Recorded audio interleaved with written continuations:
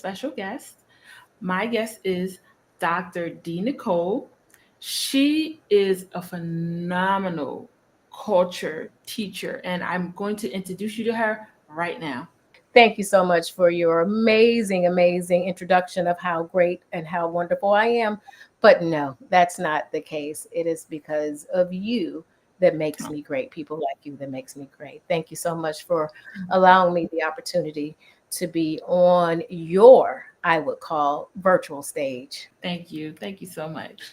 So tell us about yourself and your company. Well, I am Dr. D. Nicole. That's what most people know me out here in these leadership streets. My company is Integral Exploration Development Group. And for this interview, we're going to just say IEXDG because it is a long tongue twister, but IEXDG. Um, our mission, the reason why we started this, I feel, amazing organization is because it empowers leaders. Hmm. Not only empowers leaders, but it emphasizes how to enhance organizational culture, which touches close to home for me. So what And is, go ahead. we do this by providing a lot of different tailored leadership development programs.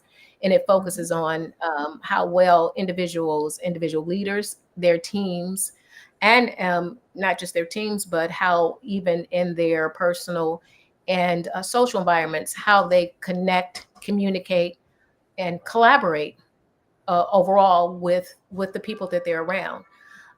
If they're dealing with it from the standpoint with individuals and in their work environments, how they communicate with them in the organizational type of arena. Um, Mhm. the reason why I decided to do this, our goal basically is to help organizations create workplace environments where people can thrive. You know what I'm saying? Yes, You know, yes. where it helps them not only thrive, but lead them to greater success, both again professionally and individually, personally. And it the all end all is productivity within their businesses. So if they feel like they're able to thrive there, they feel better about themselves, then they're able to produce the productivity um, uh, as it relates to their organizations overall, their customer satisfaction, if they're offering a service individually where they're actually feeding into the individuals that they're nurturing. So that's why. Okay. That's So why I started. what inspired you? Did you have any personal things going on? What inspired you to create this organization?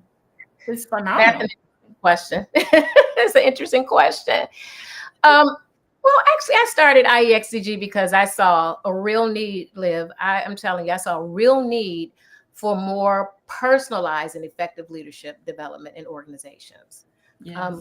you know, too many workplaces were struggling with communication breakdowns.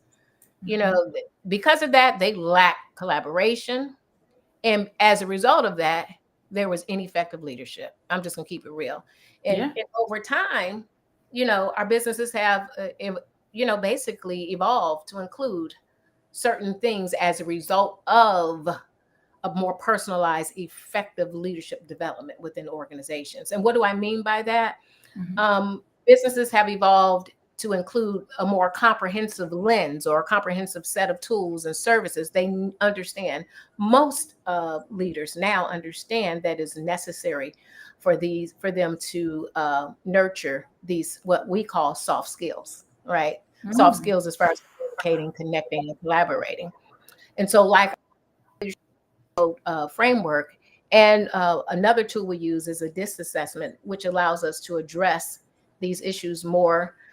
Some people don't like to hear this word holistically, but I'm going to say that to address these issues more holistically. We've expanded our offerings to meet the growing needs of our clients, including a stronger focus on cultural wellness. Okay. So some of the services that you offer are the disc assessment, and what else did you say you offered for in your organization? We have an effective leadership culture code framework that we go talk about down the line. Okay. But yeah, that framework, we have programs under there that specifically deal with each of those soft skills. There's 6 pillars in that, It's communication, connection, collaboration, captaincy, how well that leader can influence their staff and their teams. Okay. Because let's face it, if you can't influence them, their hand is going in one end and out the other. That's what my grandmother used to say all the time. My mother too. It's something they always said. Well before we can even get to the culture of the place. And most certainly that leader will have to remain competent. But there we have 6 programs that fall under those programs, which is under that framework. Okay. And you mentioned the leaders being competent. And what came to my mind was they also have to be confident, because some of the leaders that I've even worked with in organizations, they have the degree, but not the confidence to lead their team. So I think that's really, really important. And I think that goes into our next point of understanding cultural wellness, because confidence in a leader affects the cultural wellness. And can you tell us more about that? That's a good question. That's a good question. Cultural wellness is, for me, in the lens of IEXDG, is about creating a workplace environment where employees feel valued. Not only where they feel valued, but supported. And as you mentioned before, as something that leader will need, they need to be able to motivate their team members, excuse me. They need to be able to motivate them to contribute their best work. You know what I'm saying? It's Absolutely. not just about avoiding conflict. It's about fostering an atmosphere of respect, inclusion, and collaboration, where diversity of thought is encouraged, and people will feel much more connected to the organization's mission. If they don't feel like they are seen or heard, you can forget them buying in to the organization's mission. And that is key. And those are the things Yeah. that I even talk about as a behavior analyst, the buy-in. The buy-in for kids, for adults is very important, because without the buy-in, y'all spinning your wheels. Yeah. And Yeah. so what role does cultural wellness play in a business overall success and productivity? That's a heavy question. But cultural wellness is foundational. Okay. It's foundational to an organization's success. Because when employees feel they belong and are valued, they're more engaged. Let's just keep Come it on real, now. which directly impacts productivity and innovation. A Yeah. strong positive culture attracts top talent. It also reduces turnover. We talk about attrition and retention. Come on now. It reduces turnover and improves overall business performance. It's in my experience, it's the in my what I firmly believe, it is the backbone of a thriving organization. I think you make some key points there when we talk about employee engagement. And it hits the bottom line if the employees are checked out. The bottom line is they're not as productive as they could be if you would nurture them in a certain way. And not like a parent, but as an Mhm. employee to the people that they're working with. That makes sense? Yeah, yeah, yeah. Yeah. Makes a lot So, of sense. so Absolutely. what role does cultural wellness play in business and overall success and product? Wait, did I just ask that one? Did I just ask No, that one? you did, but it's okay. Sorry, I I'm looking at my script over here. What can you share? Can you share some examples of cultural wellness initiatives that have impacted the organizations you serve? absolutely. Let's see. For instance, I'm not going to name the institutions, right? Okay. But we worked with an educational institution that was struggling with high turnover, okay, Okay. and low morale. You heard me say educational institution. You can imagine what that looks like. I Okay, I'm worked in talking there. I know what that looks like. Baby. because from my standpoint as an educator, that's where the neck of the woods. That's where I come from. Mhm. But from that, not only in K-12, but higher ed as well. But this particular educational institution that was struggling with high turnover and low morale, by implementing cultural wellness initiatives, including the DISC assessment and team building exercises, we were able to help them create a more inclusive and supportive work environment. And this led to a significant decrease in turnover and a boost in employee satisfaction and productivity. And so that not only meant a lot to the their teams, but also the leadership. They saw a marketable difference. Another example I can think of offhand is a government agency where we introduced cultural wellness programs that resulted in a more cohesive team and improved communications, which basically enhanced their service delivery. From the government standpoint, they're there and they're gone. They're just about getting it done per the powers that be. And so not many of them actually did a lot of interacting with one another. And, they had their set teams, but they weren't cohesive. So our working with them resulting in a more cohesive team. And first and foremost, it all stemmed from them improving their communication. So those are just two of the many that I can name off the top of my head. So while you're doing this, and I heard you say the disassessment, but I want to talk about a little bit more about the cultural wellness. So what are the most common challenges that organizations face today that you've noticed in your work? Wow, this is relating to the need for individuals, leaders to understand the importance of cultural wellness. Some of the most common challenges include, I said it before and I'll keep saying it, lack of effective communication. That's a big one. And that's a right? big one. It really is. Another one is a resistance to change, because, we're as a leader or in management is our way or the highway. This is how I've always done it, or so-and-so before that. And, the resistance to change. And issues around diversity and inclusion. Okay. We hear that a lot. So many organizations, they struggle with creating a culture that is both inclusive and productive. Right. Because it's either many of times because of the different nuances in there, that particular type of struggle really makes them either work on one or the other, inclusivity and productivity. So this is where we come in, where we help them with their employees. We help them understand how necessary it is to make sure that all employees feel they can contribute meaningfully. You get what I'm saying? So we help them with that. It's a team effort. It's not just what we say, but we bring the leaders in to help them understand how to nurture their environment so that you can work on both inclusivity as well as productivity.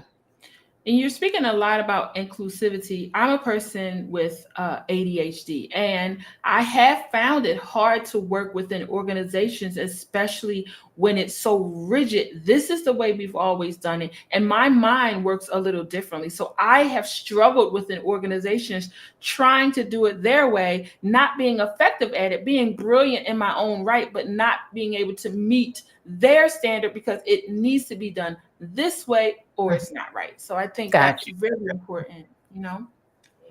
How do you assess the current state of the organization's cultural wellness when you go in there? We typically start with a thorough assessment, which includes surveys, interviews, and the DISC assessment. We do this to help us understand the current dynamics within that organization. We look at the factors like communication patterns, leadership effectiveness, and employee engagement to get a clearer picture of their culture health of the organization. Okay, so once you go in and do the assessment, what strategies or practices do you recommend to improve the cultural wellness, or is that after you do the DISC assessment? Okay, I know a lot of people don't want to hear this, but it starts with leadership. Well, come on, speak truth. It's leaders, leaders need to model the behaviors they want to see. Okay. Come on now. Say that again for the people in the back, Dr. DNicole. Okay. Leaders need to model the behaviors they want to see. Okay. Such as openness. Okay. Respect cooperation. and collaboration. How about that? Come on now, all the C's, Right. because Right. it's So almost regular like training and development programs need that, so like yes, those we offer at IEXDG, mhm, they're very crucial. We also recommend using tools like the DIS assessment to help teams understand each other better. And mhm, that way, if they understand each other better, they improve their interactions with each other, right? right, And right, finally, it's important to continuously monitor, which most people don't do. They just think it's a one and done, but they need to yeah, continuously monitor and adapt their cultural wellness initiatives to mhm, meet the changing needs of their organization. You have, unfortunately, you have some, people come and people go, right? yes, we And then do. for those who are still there, they need to continually grow. So that's why it's necessary, that they have some form of continuously monitoring and adapting their wellness initiatives.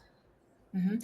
You know, when you were speaking earlier about the leaders, what came to my mind was, remember back in the day, your parent used to say, "Do as I say and not as I do," and that's the kind of leadership that is happening within these organizations. I'm leader. I crack the whip, and you just do with no collaboration, with no understanding. Just do it, and so that's what came to my mind. So now we're going into the DISC assessment. So, how do you typically introduce the disassessment to organizations? Well, let me first talk about how important a DISC assessment is. It's Okay. an Oh, incredibly powerful. It's incredibly powerful. It is a good tool for understanding how different personalities interact with the team. okay. And so by identifying individual behavior styles, okay, that this is what's most important. We can help teams communicate more effectively and work together more smoothly. Okay. Now, Yes. in the context, now we have to keep it in context. In the context of cultural wellness, this helps leaders understand the dynamics at play in their teams. It also helps them make informed decisions to foster a healthier, more inclusive culture.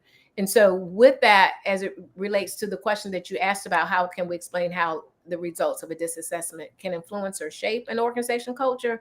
The insights from the DIS assessments basically can highlight areas where communication or collaboration might be breaking down. Okay, for example, um, let's see, if a team has a lot of dominance, that's the D in the DIS styles, Okay. there might be a tendency toward competition, okay, rather than Okay. cooperation, right? Well, And I'm a dominant understanding this. personality. I get it.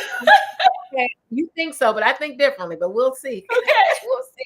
I'd love to give you a test, yeah, but I don't see that in you. But Okay. for a competitive competition rather than cooperation, they need to understand this allows when they have this assessment, it allows the leaders to take a proactive step, take more proactive steps towards balancing these dynamics and also creating a culture that leverages everyone's strengths. Because if you got everybody that wants to run something, you don't get anything done. Okay, you'll get some things done, but you're gonna have I can assure you, a very toxic workplace culture. Okay, What would they say? A whole bunch of chiefs and no Indians, huh? come on now, come on now. Listen, I've been there. Can you Yeah. explain how the results of the disassessment can influence or shape an organization's culture? That's what I was basically just talking about. It'll help them highlight like where communication and collaboration might be breaking down. So Okay. I gave you that example about the D.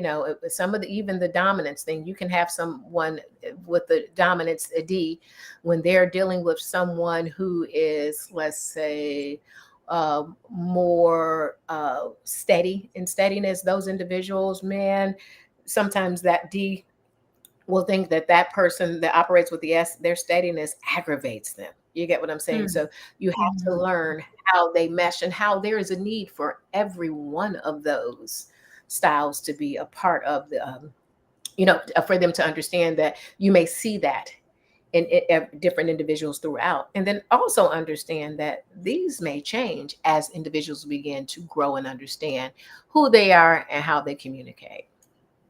Okay. I think that's important. I think that's really important, especially within organizations. What insights can this assessment provide about team dynamics and individual behavior? Did we already answer that one with all? Because I feel like we answered a lot of the questions that I had with some of the conversation that we talked about. Yeah, I mean, this is something good because that this is with the DIS assessment, because it's a behavioral type of assessment. It's definitely something that is ongoing, and you'll find different ebbs and flows. I call it hills and valleys. It's a roller coaster journey. But DIS assessments reveal how each team member prefers to communicate. Okay. Mm-hmm. um, how each team member makes decisions and how they approach problems. Okay. These particular insights that they'll get from the DIS assessments are critical for understanding team dynamics. Okay. This is very important because they show where conflicts might arise and how to prevent them. Okay. So, for Okay. example, let me tell you. Remember, I was talking about the dominance person. Let's talk about the someone with a conscientiousness style, the C, right? Okay. They might prefer detailed, structured communication. Give me the details. Don't just give me pieces. Give me the details, right? Yeah. While someone with an influence style, an I, might thrive on brainstorming sessions and open discussions, right? Which Mm-hmm. is different from that dominance person, right?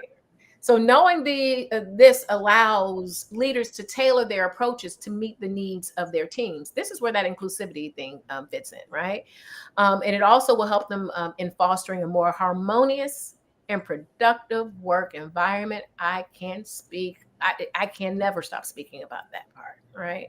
So understanding how important it is to know the different nuances of the people, the different styles. Now, um, how to look at it and not use it as a crutch, right? We can go into that as well. But understand your team dynamics is very important, because if not, you're going to have those conflicts, because again, you have these different styles, communication styles. Okay, that's what the DIS assessment is really about. um, and I can assure you, I've done this even in my household, with my husband, with my children, with my siblings. Are you whipping them people into shape? Listen, not only that, but not only that, it's whipping myself into shape. You get what I'm saying? Mhm. So I can understand how well I communicate, how well I see or take what someone may have said to me, not using it as an excuse, but it's helping me not take things so personal. You know what I'm saying? Ooh, that's Yeah. that's a good one. Even down to my social circles. Okay. Because my social circles, different organizations that I'm a part of. Yeah. Um, I'm talking from the home, workplace, church, whoever, the club, any place. You know what I'm saying? It just is what it is. You got to understand how you communicate, and um, how effective it is, or not. If that makes sense. That does make sense. I have a off the beaten path question. So once you do this assessment, you figure out the personality styles of the people within your organization. You present this to the leaders. Do you ever get any resistance from them regarding what you found out and how you can help their organizational change? Are they like, oh, this ain't gonna work? Or have you found any of that?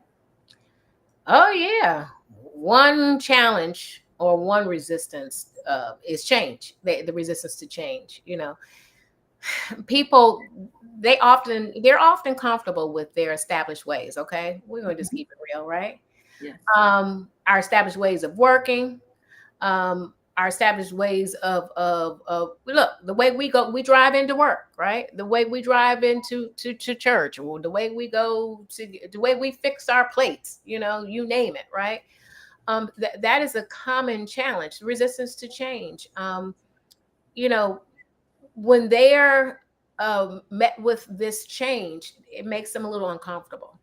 So because they have these established ways of working, they can be a little hesitant. And when Okay. they're hesitant to adapt to new methods, right? Another challenge is misunderstanding or misusing the DIS results. Oh, Ooh, tell me about that, this Dr. D. is where Nicole. people might try to pigeonhole themselves or others based on their DIS type. I'm a D, so that's just how I am. You just got to take it or leave it. Uh-uh. No, Excuses. no, ma'am. No, no. It's important for them to understand that this is a tool. Okay, it's a tool for growth, not a label that defines someone's permanently. You don't define me permanently, and don't define yourself permanently. I believe that change is a process, not an event. It's something that you need to be willing to do. If you're not changing or evolving and you're the way you used to be, and this is just how I am, well, time moves on, Right. right? You got to change with that. So it's important to understand that this is a tool for growth, and you can't label people with that. Overcoming these particular challenges involves clear communication from that leader about the purpose of the DIS, and also a continuous education on how to use it effectively. That's why I said that they need to monitor it, and they need to continually, massage it, right? And like I said, sometimes you could be a high D or an I, or a high I, a low C.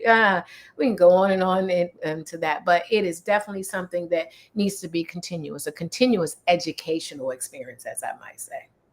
And as you say, continues, that leads me into the next subject of measuring, because once you do this program and you put it together for these organizations, you say continual. You have to continually have data to continue to see where growth is needed or continues to be needed, or even if they're implementing the process, the program that you put together effectively. So how do you feel that measurement um, within the program that you have created for the organization works? Measuring it, like who's going to do it? Because once you're gone and out of there and you've put everything together, is there a key stakeholder who does it? Is there appointed person? How does that go? Well, I think you're asking, how do we measure the impact of culture wellness initiatives Yes, yes, as I as it relates to the DIS assessment within an organization? yes, and the continual data of it. Well, we measure the impact through a combination of quantitative and qualitative metrics. Okay. Um, Quantitatively, obviously that's dealing with numbers. We look at KPIs, that's the key performance indicators, Okay. such as employee engagement scores, their turnover rates, Mhm. and productivity levels before and after the initiatives. From the qualitatively standpoint, we gather the feedback through surveys and interviews to help us better understand and help the leaders that we're engaged with better understand how employees feel about the changes. And Okay. then we also track the specific outcomes of the disassessment, such as improved communication or reduce conflicts to assess their effectiveness. And then what we then do with those key indicators, which also include uh, high employee engagement and satisfaction and low turnover rates. We look at the strong team cohesion and a positive inclusion work environment. We take all of that into consideration, Mhm. in which you should also see when dealing with using the DIS, increased productivity and innovation. We take all of that into consideration, as well as a better overall, I guess, business performance. We use that to help the institutions that we're working with, the organizations that we work with, to help them use it as a guide and as I don't want to say a placeholder to see where they are and where they need to go. Another important, and when I say that, that means as it relates to a better overall business performance, because let's just face it, when things are more innovative, things are more productive, when people feel more engaged, when they feel more heard, overall, the overall wellness of the organization is healthier. And so within that organization, people should feel comfortable sharing their ideas and feedback, and they will be able to do that through those tools. And we can actually see from that standpoint, from the standpoint both quantitatively and qualitatively, how things are where they are with it and what they've done, how well they've done with it, or some areas that they still need to work on. Improvement. As to the reason why we I consistently talk about continuous improvement in work.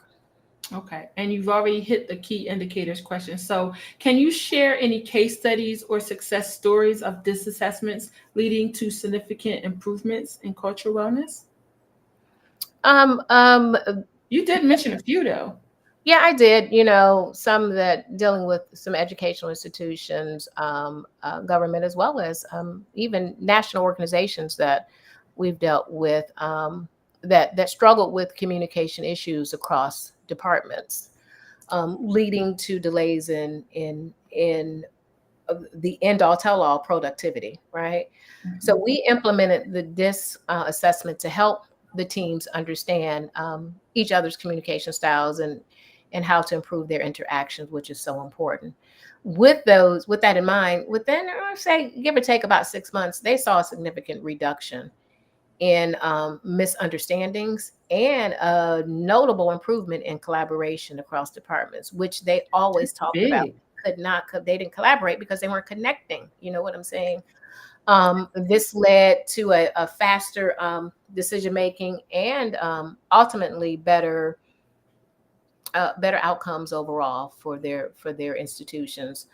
Yeah, so the DIS builds stronger, more cohesive teams, which we firmly believe results in higher employee retention and a more innovative work environment. People like to come to work when all of these when they're working on themselves and others, and how to just engage with everyone. They're not sitting off in their self isolation. This even not only works when you're going in a work site, but even for those who are dealing with individuals who are uh, will feel like that they're not included. When we're talking about inclusivity, we're talking about people who are working from home. So that it's important that organizations understand that you have people that work virtually, and they don't consider them because out of sight, out of mind. So we even work with organizations, even with the DISC at that level, to understand that they may not be where you can see one another, but there is a need to make sure that they are included as well. Okay. And I'm going into the challenges and solutions, but you already talked about the resistance to change that you that could happen within organizations. I'm going to talk about how do you address resistance or skepticism from employees when implementing disassessments or leaders. You tackle it. We tackle resistance by being transparent about the benefits of the DISC assessment. Does Um, that always work? right. Well, we do this by involving everyone in the process from the start. Right. Hmm. We are firm when we talk to our leaders. You don't ask us to come in to just whip your team into shape. You are part of the team. You are part of the team. Yes. We won't work with that leader if they're not a part of it. I'm sorry, because you have to put everyone has to be a part of it. That will be a piece missing. You get what I'm saying? So there are Yeah. no benefits in that, and it just dismantles and destroys everything that you claim you want to work. We're not about coming in to fix anyone. You get what I'm saying? We're Hmm. coming in to help make a change Right. in those areas that you deem necessary. That's why they invite us in, because they feel that there is a need. They have some help, and that they need some help. Tackle resistance by being transparent about those about the benefits of the DISC, and by involving everyone in the process from the start. We often begin with we start off with a pilot program. Okay. Okay. And the pilot program, or a small group, if that's what you want to say, to demonstrate its value, which then helps build trust and buy-in, okay, across the Okay. organization. That makes sense. We just don't do that again with their teams. The leaders have to be a part of it. We also emphasize that the DISC is not about changing who people are, but about understanding each other better to work more effectively together. Okay, because that's important.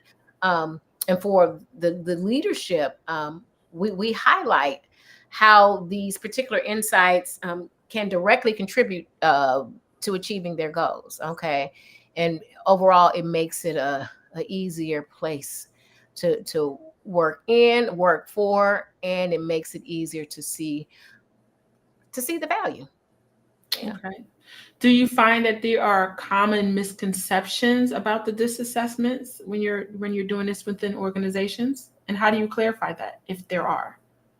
That's that I'm a D and that's just how I am, and you know that. Or someone will say, see, they're just so dominant, they're bullies, this, that, and the other. Mm-hmm. So the a common misconception, hmm, I think that they put people into a rigid box.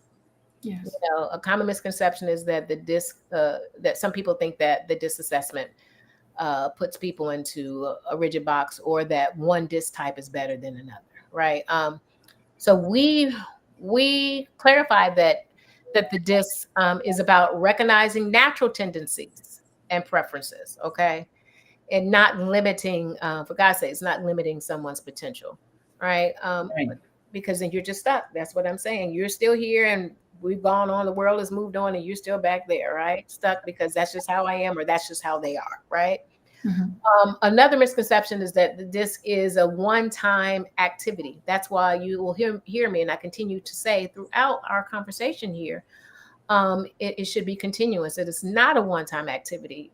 You know, we stress that it's a continuous tool for development. Okay, and it's used and it is meant to be revisited and applied in various situations. We also ensure that everyone understands that this result should be used to complement, not replace. Okay, other leadership and team building strategies, right? Right. Again, because it's dangerous when you just want to use it to say this is what I am, and then now you just want to take it and run with it. It Right. is used, it should be used to complement, not replace. Okay, it's very, very important, along with other leadership and team building strategies, in which we also can help institutions with. We have many programs that dive into all of that. Okay. So speaking on that part of it, where do you see DISC assessments and the relationship between wellness happening? Can you see a merge there in the future? Because right now, the way these organizations are, I don't know. It's like people are dropping out of jobs left and right due to cultures being toxic. So where do you see the future going with DISC assessments and building relationships and organizations? I think that organizations can stay ahead of the curve if they promote cultural wellness and utilize the DIS assessments effectively. And they can stay ahead by continuously investing in leadership development and cultural wellness. Okay, initiatives. They need to have these initiatives. This includes not only implementing tools like the DISC, but also fostering an environment of continuous learning and improvement. Okay, got people Mhm. still stuck, and I keep saying that, but you know this definitely includes and emphasizes that they need to stay informed. You know, staying informed about the latest research and trends in organizational behavior, and being willing to adapt. Okay, willing to adapt and innovate are also key. So it's important. It's important to regularly assess and regularly update your cultural wellness programs. If they don't have them, they need to have them. Okay, they need to update them, their programs, to ensure they remain relevant and effective as the organization evolves. Yeah. Okay. All right. So, in addition to the DIS assessment, are there any other behavior assessments emerging that you're excited about? Hmm. Because I see you're very passionate about the DIS assessment, but there anything that could pair with it Uh, to kind of support the organizations? there's so many things that I can come up with that we have that can pair and help with organizations. Hmm, well, let's just say it. We're currently developing new programs that delve deeper into cultural wellness, Okay. including some of our advanced workshops and training modules that integrate the latest research in organizational psychology and behavioral assessments. These particular programs will provide even more tailored support for leaders looking to create healthier and more productive workplace cultures. Um, but we don't have enough time to talk about that in this this right now. Yes, ma'am. And so the next question, you're actually staying ahead of the curve and creating programs within your organization that can continue to support and help organizations in addition to the DIS assessment. Is that what I'm hearing? That in a nutshell. Yes, ma'am. All right. So how did you become interested in wellness and the DIS assessment, and what drives this passion for you in that area? My interest in cultural wellness and the DISC assessment grew out of a out of a deep desire to help people work better together. And out of my own personal trauma in my work in the workplace. Yeah. I've always believed that the way we communicate and relate to each other is fundamental to our success. Both personally and professionally. So for me, seeing a positive transformation in organizations that embrace these particular tools drives my passion. Um, it's incredibly rewarding to me to witness the shift in dynamics when people understand each other better, and work together more harmoniously. So that's the gist of it. It started out of my own personal trauma that made Yeah. me really delve into this. I think that's what helped me shape my organization also. The trauma that I had within organizations kind of made me drew back and made me not want to go back into another organization. It's like, I can't do this. My mental health was so affected by the last organization I worked with. I was just like, okay, it's been a year since I've been in any organization working, now working my own business. And so I think that passion drives us personally to want to be better, because we're not the only people that are going through these things. There are a lot of people that we're being voices for. You Mhm. know what I mean? We're being voices for the people that are just shutting their mouth, putting their head down, and just working, and their mental health is being affected on the back end. You Right, know? it really is. It's important, and I'm glad that you mentioned that because people have to feel like they first and foremost feel valued. Yeah. And if they feel valued, they're feeling heard. And if they're feeling heard, they can trust that leader, which Hmm. will allow vulnerability. Many of us don't like that. I'm guilty of that. I don't want to show you everything that's going on with me because that's too Personal. intrusive Yeah. and personal. But you bring you wherever you go. You get what I'm saying? You take Hmm. you with you wherever you go. So it is important that that's important, and this is why with our organization and our pillars: communication, connection, collaboration, captaincy, where the leader has to understand how important it is to know that they're an influencer, right? How it all impacts the culture of whatever environment that you're in, right? And it's important that that leader understands that they need to continuously work on that, not only on that overall in the organization, but utilize those soft skills, right? To help not only that organization, but themselves to be better communicators, which ultimately will impact that institution overall. Hmm.